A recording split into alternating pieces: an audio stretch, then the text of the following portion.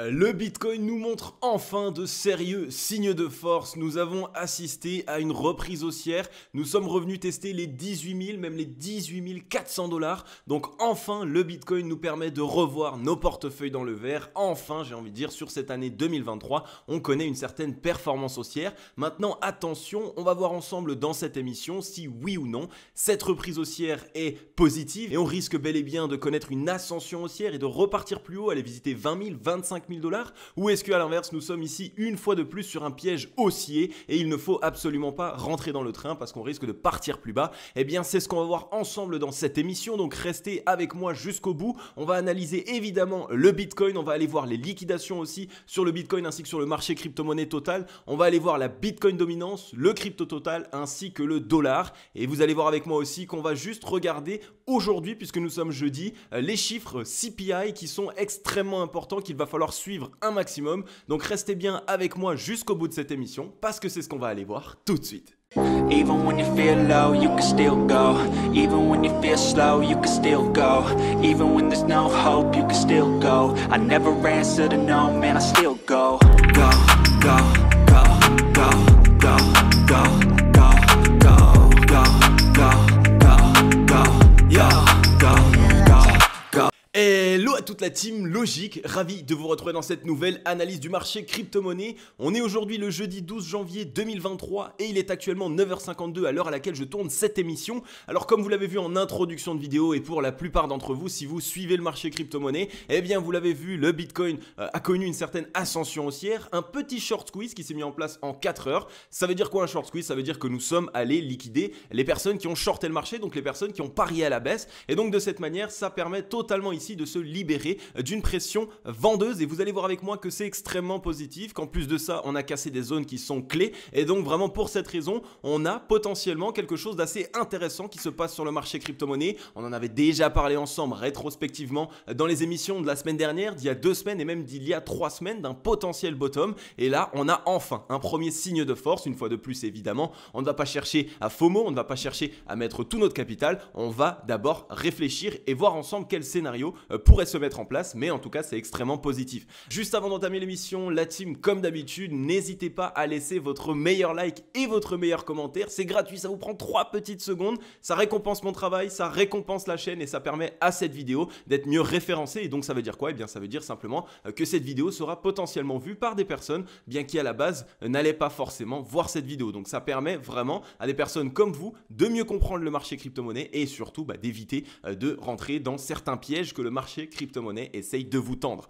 On est du coup ici sur le Scalpex Index, on a un crypto Fear and Greed dans la peur 30, c'est un très très bon signal. Le fait de rester dans la peur 30 après une énorme reprise haussière comme celle-ci, de manière en plus parabolique, eh bien ça montre que pour l'instant le marché crypto-monnaie une fois de plus ne croit pas en ce rebond. Et c'est généralement ce qu'il se passe lorsque nous sommes en fin de bear market ou alors que nous avons touché un premier point extrêmement bas, eh bien le marché se trouve dans ce qu'on appelle la partie disbelief, donc les gens ne croient pas au rebond, ils pensent que c'est encore une fois un piège, qu'on va juste avoir un petit rebond et que le crash va être encore plus important derrière. Et c'est évidemment, j'ai envie de dire, le sentiment que préfèrent les whales, puisque ça leur permet à elles d'avoir récupéré des liquidités, de faire en sorte de créer du flou. Les investisseurs ne savent pas quoi faire, donc ils font n'importe quoi et ils se font complètement défoncer par le marché. Donc on est toujours ici dans un signal qui est positif par rapport à la psychologie du marché. Tant qu'on ne revient pas dans le neutre, voire dans la joie, alors on reste dans quelque chose qui potentiellement pourrait être un bottom, puisque là on est quand même revenu chercher les 18 350 $.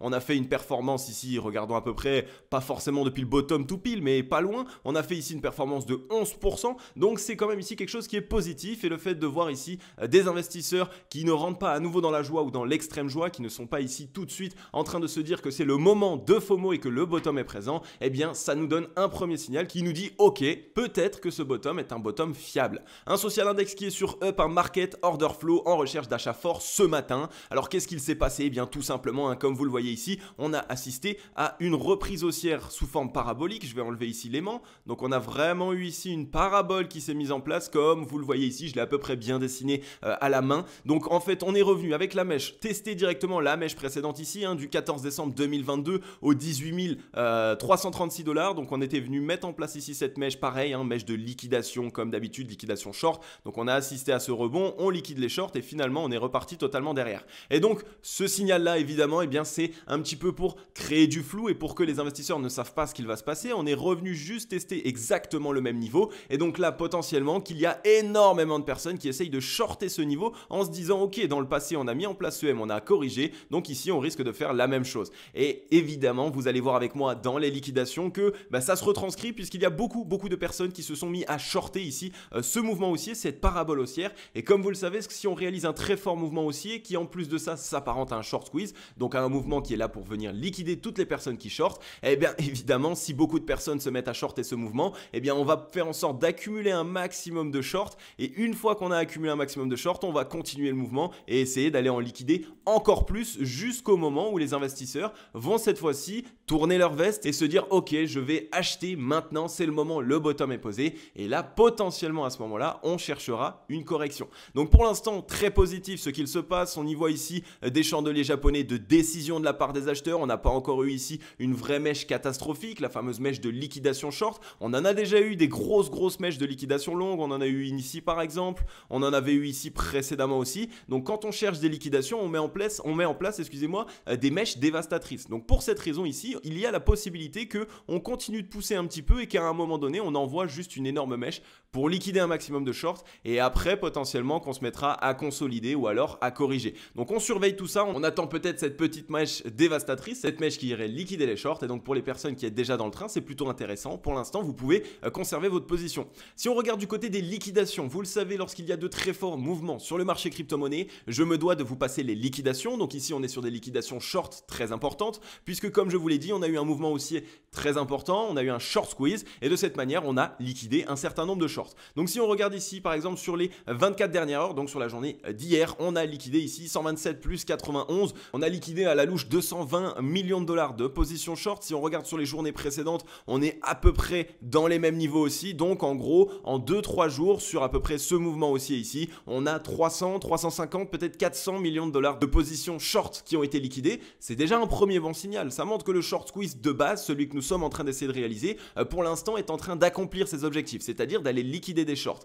Donc pour cette raison, pour l'instant, on voit que le mouvement haussier sur lequel nous sommes est appuyé par les acheteurs et par la smart money qui a un objectif, c'est d'aller liquider ces fameux shorts et on est actuellement en train de le faire. Maintenant, comme vous le savez, on a déjà vu ensemble des liquidations longues précédemment lorsqu'on a eu ces mouvements baissiers qui allaient liquider 500, 600, 700 et voire même plusieurs milliards de dollars de positions longues. Donc pour l'instant, on n'a pas forcément atteint un pic de liquidation. Les fameux pics de liquidation, on peut se mettre en haut ici pour voir. Regardez ici chez les longues, en une journée, on était allé liquider 549 millions de dollars de positions longues. Le lendemain, de nouveau 342 millions. Donc on était quasiment à 1 milliard de positions longues. Là, ici, c'est encore un jeu d'enfant entre guillemets. On est encore en train un petit peu de s'amuser avec les shorts. Si on veut vraiment un short squeeze, comme on le sait, on a énormément de shorts qui se sont positionnés et surtout un maximum qui sont tous sur cette zone-là. Donc tout ce qui se passe ici, c'est une zone dans laquelle il y a beaucoup de shorts qui se sont positionnés sur le précédent mouvement baissier. Donc si on voulait vraiment aller chercher un objectif de liquidation, eh bien on pourrait continuer ici de pousser tranquillement. Alors évidemment, on ne va pas forcément pousser tout droit comme je viens de vous le montrer, mais en tout cas, c'est quelque chose qui serait faisable puisque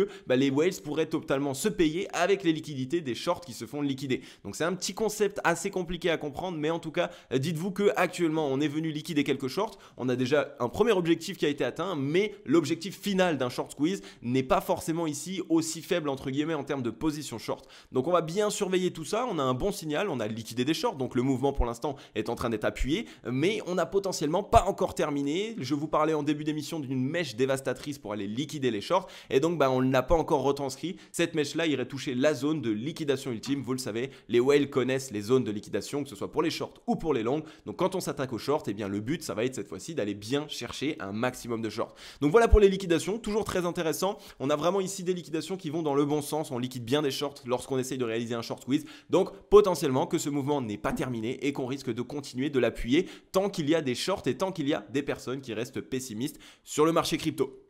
Ensuite, je voulais simplement vous passer sur Twitter puisque le trône nous a partagé en un tout petit thread, enfin un petit thread, non même pas, en un tout petit tweet tout court pour nous expliquer quels sont les chiffres du CPI qui sont attendus et quels seront les impacts sur le marché. Est-ce que si on est supérieur, ça va être positif? Est-ce que si on est inférieur, ça va être négatif? Eh bien, il nous le met ici. Donc, il dit théoriquement, une inflation inférieure à 6,5% pourrait permettre à la Fed d'être moins dure pour sa politique monétaire. En revanche, une inflation supérieure à 6,5% permettrait à la Fed d'appuyer son discours. Donc le discours, le resserrement monétaire doit durer et nous devons rester stricts. Donc le consensus aujourd'hui attendu par le marché pour ces fameux chiffres du CPI est de 6,5. Donc c'est aujourd'hui, nous sommes jeudi, donc ce sera aujourd'hui. Et donc pour regarder un petit peu au niveau des chiffres, les amis, vraiment, allez voir les chiffres, c'est extrêmement important. Il risque d'y avoir beaucoup de volatilité avant et pendant le discours qui va nous remettre les chiffres. Et donc, si on se retrouve avec un CPI inférieur à 6,5, alors à ce moment-là, ça pourrait être très bien interprété par le marché puisqu'on aurait une politique monétaire qui serait un petit peu plus laxiste. Ça permettrait un petit peu à l'économie de se relancer. Par contre, à l'inverse, si on a ici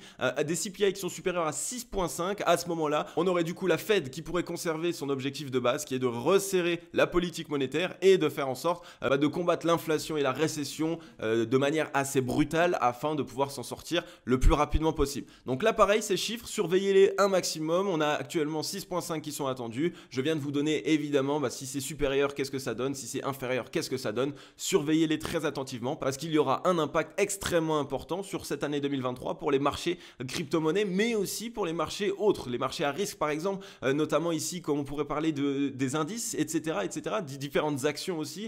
Donc voilà, on va bien surveiller tout ça, il va potentiellement y avoir un certain impact sur le marché. Donc attention ici, lorsque les chiffres CPI sortent, il risque d'y avoir pas mal de volatilité. Si on va voir maintenant tout simplement sur le Bitcoin, on est ici en daily, donc en journalier. Comme d'habitude, chaque chandelier japonais que vous voyez ici représente une journée complète. Alors comme on le voit hier, on a du coup eu une belle clôture daily qui a eu lieu avec une clôture ici aux 17 975 $, un chandelier japonais ici de la part des acheteurs qui a été totalement plein. Donc on a poussé légèrement à la baisse, ça a potentiellement ici accumulé des shorts et finalement boum, on assiste à un mouvement haussier et à une décision de la part des acheteurs. En plus de ça, comme on se rappelle, on avait ici cette zone qui nous avait déjà rejeté précédemment qui représentait les 0,382 de Fibonacci. Donc je vais vous faire ça un petit peu plus propre. Voilà, ici on a les 0,382 de Fibonacci. Comme vous le savez, les 0,382 de Fibonacci, c'est ce qu'on appelle la première zone d'arrêt. C'est généralement la première zone qui joue un effet de résistance. On est venu la casser et clôturer daily là comme on le voit hier, au-dessus de cette zone. Donc c'est extrêmement positif. Ça montre que on a bien ici validé la cassure des 0,382 de Fibonacci et donc que potentiellement ici le mouvement haussier sur lequel nous sommes n'est pas terminé. En plus de ça, le fait d'avoir cassé les 0,382, ça représentait aussi la ligne de coup du double bottom. Là, ici, nous sommes actuellement dans un double bottom et la ligne de coup a bien été cassée. On a réussi à clôturer ici daily au-dessus de la ligne de coup. Donc normalement, si on en suit le marché, on devrait avoir ici une reprise en double bottom sur le Bitcoin et on pourrait revenir à minima chercher la fameuse zone de rechargement vendeuse. Vous le savez, c'est vraiment la zone qu'on attend. Elle se comprend ici entre les 19 189 $ et les 20 250 $. Donc ça amènerait tout simplement le Bitcoin revenir tester les fameuses 20 000 $. Les 20 000 $, c'est une zone qui est extrêmement importante. C'est une zone psychologique aussi que les bears vont essayer de défendre un maximum. Donc pour cette raison, je pense qu'on va bien valider ici ce W, revenir chercher la zone de rechargement vendeuse, peut-être une petite mèche ici au-dessus évidemment, et après il y a la possibilité qu'on se retourne tout simplement pour revenir tester soit cette zone de support ici entre les 18 790 et les 18 451 qui était ici précédemment déjà aussi une belle zone de support, et sinon on pourrait tout simplement revenir tester les 0,382 de Fibonacci, faire en sorte qu'il y ait un maximum d'investisseurs ici qui paniquent, qui se disent oh là là c'est la fin, on vend, et après on relance et à ce moment-là on reviendra chercher les fameuses liquidités ici entre les 21 000, 22 000 et 25 000 $. Donc voilà un petit peu pour ce qu'il se passe sur le Bitcoin. Le mouvement haussier qui est actuellement en train de se mettre en place est valide. Il est bien ici avec la cassure de la ligne de coup. On a bien la cassure des 0,382. Donc pour l'instant, le marché accepte ici cette reprise. Donc on a ici ce petit objectif dans la zone de rechargement vendeuse. On pourrait revenir tester les 20 000 $. Attention tout de même, on a une première zone de résistance au-dessus de la tête entre les 18 722 et les 18 433 qui risque d'être une zone dure. On va tout simplement maintenant regarder au niveau des volumes profile. Comme vous le savez, les volumes profile vont nous permettre de savoir est-ce qu'on a des zones dures qui sont au-dessus de la tête. Et donc là, on avait bien une zone de résistance, mais ça ne suit pas forcément une zone extrêmement difficile puisqu'on a un creux de volume profile ici. Donc ça pourrait permettre au prix très facilement de revenir chercher les 18 744 $ ici. Ce serait assez simple pour nous. Et comme vous le voyez, on a un spike de volume profile, donc une zone qui va être extrêmement dure puisque c'est une zone qui a été très combattue dans le passé. Ici, tout simplement, entre les 20 341 et les 19 109. Donc je vois bien le Bitcoin pousser jusqu'à ici la fameuse zone de rechargement vendeuse. Et une fois dans la zone de rechargement vendeuse, on s'essouffle un petit peu. Soit on consolide et après on explose, soit évidemment on se met tout simplement tout de suite à corriger, on crée de la peur et après on relance pour essayer de regagner toute cette zone.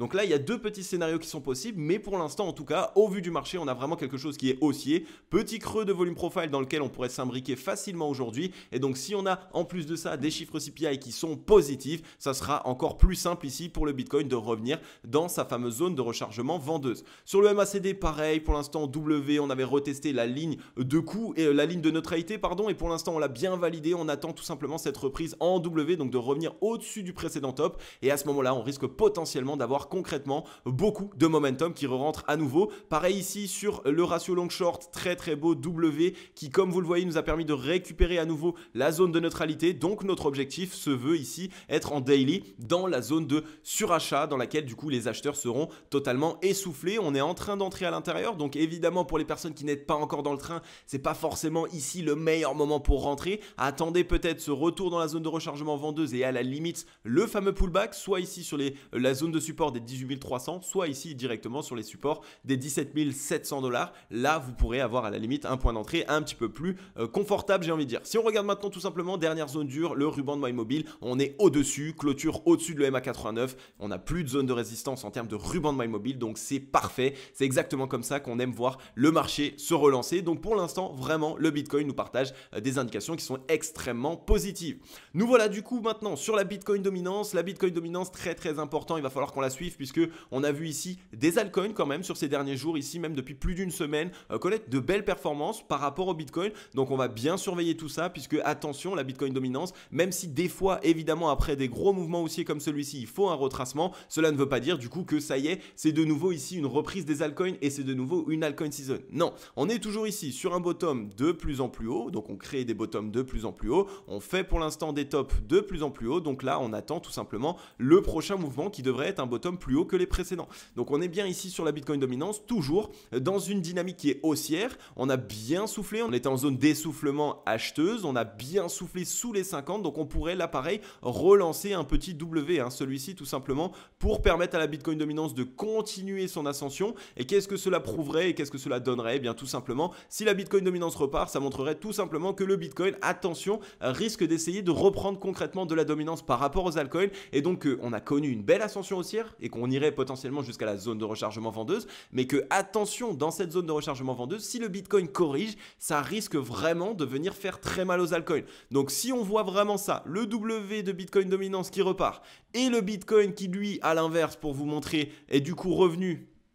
Alors je vais juste vous le montrer. Du coup, si le Bitcoin lui revient dans sa zone de rechargement vendeuse et qu'après il se met à corriger, alors sur ce mouvement baissier ici, on risque vraiment d'avoir un impact néfaste sur les alts. Donc attention aux altcoins quand on reviendra dans cette zone de rechargement vendeuse. Si on s'en fait rejeter, il faudra vraiment être prudent parce que la Bitcoin dominance a l'air plutôt prête ici à essayer totalement de se relancer. On va tout simplement juste se mettre le retracement de Fibonacci pour voir les zones dures. On a les 0,382 ici au 42,55%. Qui risquent de nous faire barrage, donc ils nous ont déjà fait barrage dans un premier temps. Si on les casse, c'est pareil, c'est reprise ici direct et on reviendrait dans la zone de rechargement vendeuse ici entre les 44% et les 46,55%. Donc attention sur la Bitcoin dominance, on a bien déchargé, on a eu une petite correction ici, donc ça a profité aux altcoins, mais on est de retour sur support, on a l'air d'avoir ici de la force. Donc si on a ce W, si on a bien cette reprise, attention à vos altcoins qui pourraient ici dans un premier temps retracer. Et vu qu'on a eu de belles performances, vous le savez, qui dit belle performance, performance dit aussi des retracements de l'autre côté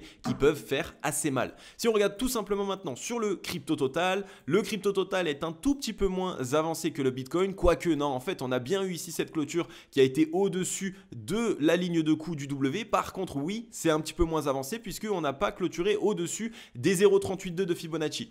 Donc on surveille tout ça, on est dans une zone de résistance aussi qui est une zone assez dure entre les 864 milliards et les 851 milliards. On voit qu'ici précédemment c'était une très grosse zone de support, donc les vendeurs risquent ici d'essayer de défendre corps et âme cette fameuse zone. Il va vraiment nous falloir de la force si on veut commencer à essayer de pouvoir la casser. Pour l'instant, comme je vous l'ai dit, la clôture daily s'est retrouvée au-dessus de la ligne de coup, donc là aussi on valide le fameux W. Le petit W ici qui pourrait se mettre en place, c'est un bon signal. On pourrait revenir chercher du coup la zone de rechargement vendeuse qui se trouve entre les 968 milliards et les 913 milliards. On a une petite zone de résistance aussi qui risque de nous faire barrage entre les 967 milliards et les 949 milliards. Donc tout ce qui va être ici entre les 900 et quasiment les 1000 milliards, ça va être vraiment une zone dure. Donc attention, si on revient dans cette zone, on aura fait de belles performances. Attention ici au pareil, un retour, un retest des 0,382 et des zones de support, et ce qui ferait quand même une correction ici, si on regardait, de 15% quasiment sur nos alts. Donc ça pourrait faire mal et ça pourrait même aller au-delà sur certains alts à petite capitalisation.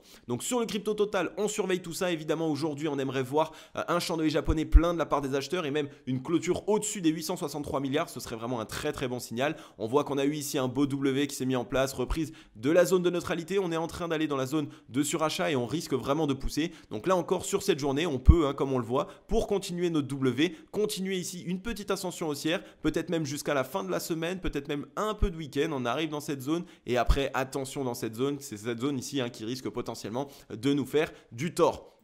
Donc voilà pour le crypto total, on a toujours de la force, donc on peut continuer de pousser un petit peu. Pour l'instant, c'est toujours pas quelque chose qui est néfaste. On est ici pareil sur un beau W sur le RSI. Donc qui dit W sur le RSI dit qu'on va potentiellement vraiment essayer de faire un petit tour dans la zone de surachat. Ça fait très très longtemps qu'on n'y était plus à l'intérieur de cette zone de surachat. Et donc potentiellement que ici les acheteurs sont prêts à pouvoir le faire avec ici pareil un beau W dans le MACD. Donc pour l'instant tout se veut concret. On est vraiment ici sur quelque chose d'extrêmement positif. Maintenant, on passe sur le dollar. Le dollar par contre, attention, lui, ça peut être le rabat-joie de la semaine, ça peut être le rabat-joie de cette reprise puisque vous le savez, le dollar ici a connu une très belle correction. Ça, on l'avait vu ensemble, c'est un très bon signal. Génial, on a eu une première correction avec ici un beau triple top sur le dollar. Donc, on est dans une tendance baissière. Maintenant, qui dit une grosse correction dit que de toute façon, on a l'habitude, quand on a une grosse correction sur des actifs, de connaître des rebonds techniques. Un rebond technique, c'est quoi? Eh bien, c'est quand on a une grosse correction, on revient chercher simplement la zone d'équilibre pour tester la demande. La zone d'équilibre actuellement, elle se trouve ici entre les 106 et les 107 points. On le voit par rapport au ruban de moyenne mobile qui est juste au-dessus de notre tête. Donc on pourrait trouver petit rebond à l'intérieur, revenir tester le MA89. Je vois même une petite mèche juste pour tester les 0,382 et après se faire rejeter et repartir plus bas. Donc ça pourrait être tout simplement sur l'ouverture de la semaine prochaine un petit peu néfaste et donc ça serait positif entre guillemets, ça concorderait avec notre scénario. Le Bitcoin rebondit sur toute cette fin de semaine, va chercher sa zone de rechargement vendeuse et ensuite semaine prochaine il corrige, le dollar lui trouve son rebond, touche les 0,382 et après seulement repart plus bas et donc ça permettrait au Bitcoin là d'avoir sa correction et seulement par la suite d'essayer de reprendre. Donc on surveille le dollar, très très important, vous le savez ici, on est toujours dans la zone non loin ici de la zone de survente, donc on va bien surveiller tout ça. On est déjà revenu tester une première fois les 50, donc le fait de se faire rejeter ici des 50, ça peut être un bon signal. Maintenant, est-ce qu'on va revenir tester les 30 ou est-ce qu'on va trouver un rebond juste avant pour essayer de regagner les 50? Et bien comme vous le voyez, pour ma part je pense qu'on va revenir chercher les 30. Pourquoi? Eh bien simplement parce que ici on n'est pas encore revenu les chercher, donc ça pourrait faire ici un faux, on revient tester les 30 et seulement après on trouve le rebond.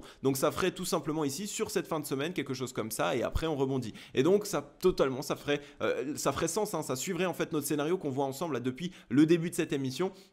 Donc il va falloir qu'on surveille bien tout ça, on a encore un petit peu de force ici pour pousser et revenir dans la zone de survente, donc ça concorderait totalement. Maintenant vous le savez, le dollar c'est vraiment lui qu'il va falloir surveiller. S'il continue de corriger, alors oui, le marché crypto-monnaie peut trouver un bottom et oui, le marché crypto-monnaie a de fortes probabilités d'avoir ici cette relance au minima sur le premier trimestre 2023. Par contre si le dollar trouve rebond, alors à ce moment-là, attention, il faudra être extrêmement prudent puisque ça risque d'avoir un impact néfaste sur le marché crypto.